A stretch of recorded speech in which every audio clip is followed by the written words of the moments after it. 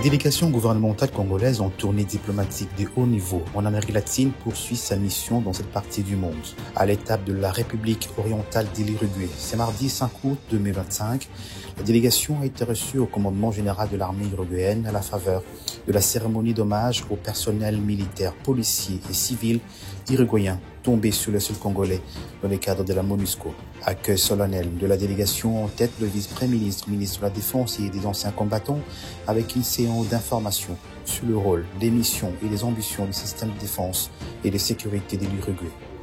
Engagement commun renouvelé pour renforcer davantage la coopération militaire entre les deux pays s'est félicité au nom du président de la République, Félix-Antoine Tshisekedi Tshilombo, le vice-premier ministre Guy Kabombo Mwanza-Vita. Au nom de son Excellence, M. Félix-Antoine Tshisekedi Tshilombo, président de la République démocratique du Congo et commandant suprême des forces armées de la République démocratique du Congo, celui du gouvernement congolais dirigé par Madame Judith Suminwa Tuluka, Première ministre, chef du gouvernement. Notre profonde gratitude à l'endroit de la République orientale de l'Uruguay pour son engagement sans faille en faveur de la paix et de la stabilité de notre pays.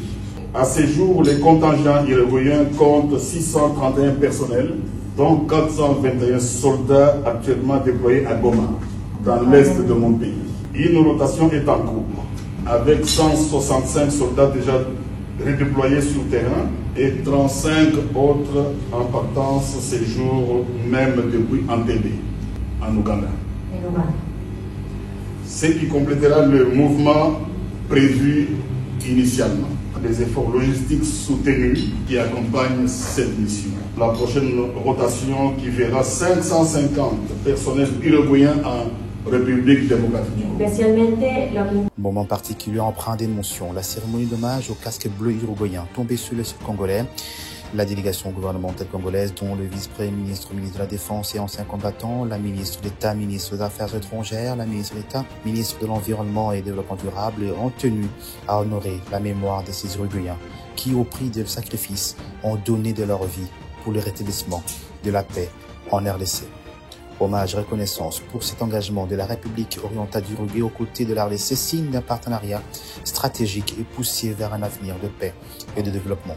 Il faut rappeler que cette mission diplomatique de haut niveau est coordonnée par la ministre d'État, ministre des Affaires étrangères, Thérèse Kayikwamba Wagner, et constitue une première mission gouvernementale de cette envergure dans cette région depuis 40 ans. Initiative qui s'inscrit par ailleurs dans les cadres de redéploiement diplomatique et de renforcement de la coopération sud-sud impulsée par la Première ministre Judith Suminwa Tuluka sous le leadership fort du président de la République, Félix-Antoine Tshisekedi Tshilombo.